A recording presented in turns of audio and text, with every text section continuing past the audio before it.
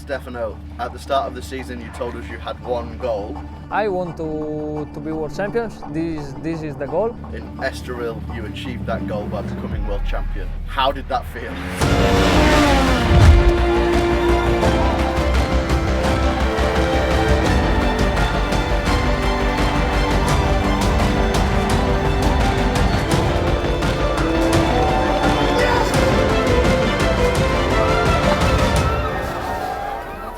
It were 3 amazing years, of course. We are here now in Jerez, the last race of the journey of 3 years, and yeah, that's always a shame because yeah, in the end it's ending this season. We win the championship, and I think this year, mainly 2025, is the perfect example of the growth of Stefano Manzi from the last 3 years. His behavior, his character, his way of handling of pressure, and also his way of handling pitbox work is amazing improved, and I think this is the biggest benefit of his performance this year. I think still we are not at 100% of this bike, so we got several improvements, several understanding, and then I think at the moment we are 80% of the development. In Philippines the bike was probably at 50%, mainly in development and in understanding, because it is a completely different bike from R6. We have no history, we have any reference, so we have to build it up the reference by ourselves on track. And this was the biggest job. I think nobody was expecting a season like this. Because we did already last year some tests with Stefano and the R9 in the background, so everybody was aware that there was a lot of work still coming to us to make sure that the bike is ready. Yamaha Moto Europe did an amazing job to keep developing the bike, but when we arrived in Phillip Island and even in the test, we had huge doubts about setting up, about the performance, and mainly also to keep Stefano in the correct window. And Stefano was coming from a perfectly balanced R6, win the last 3 races, was in the shape of his life, and then he jumped on a bike what still need a lot of development.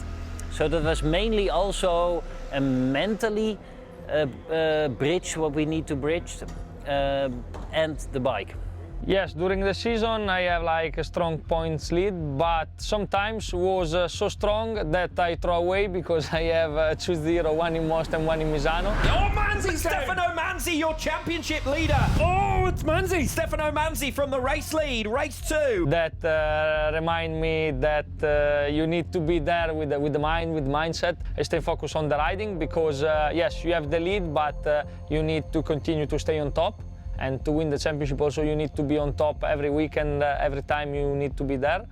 And yes, the things start to be like more in my hand, not in my hand, but because it was already the leading, but after many courses, when I can make the double with two incredible race. Stefano Manzi does the double at the French round. Then I will start to think, okay, if I can survive in Aragon, that is not my favorite track, I can put like the sign on the title, and was like that, so fantastic. Jan Onchu has track position. Manzi ducks out to the inside. Oh, that's close across the line. Yes, I do. After a lot of second place in a row, was like a nightmare for me, because in the last 2 years with the R6 I finished many times second, and I was the most sad people in the Parc Fermé. And after a lot of second place, I was like experienced about second place, but I was told to the team that I would like to start to win also, because in this championship you need the constance to be there, but also you need to win, because the riders that fight for the championship are always there leading or finish P2, P3.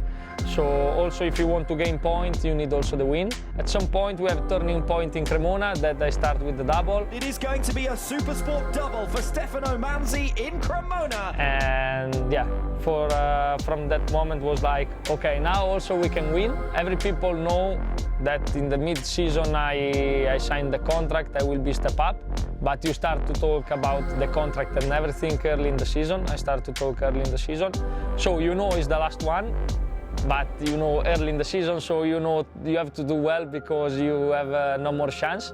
But also with Yamaha last year, we talked, this was the goal, to try to step up as a champion and try to win the first year of R9 the championship. This is why Yamaha is like, but let me another year here in the Supersport to step up as a champion, to win the championship and step up as a champion. And yeah, this was the goal from the beginning. But okay, one thing is to say and to speak about it, and another thing is to do it.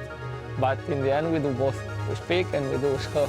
And now Stefano Manzi is the 2025 Supersport World Champion. 4 consecutive wins, and now it's time for a grand celebration by the looks of things for Stefano Manzi and Tenkate Yamaha. The change to the R9 this year has shown everything that you wanted to see from Yamaha, and they've been rewarded by winning this championship because they've built the best bike in the class. I just say before last few rounds that in the probability of win, don't make something very gold because it's too much. And then look, my brother listen me, but looks good.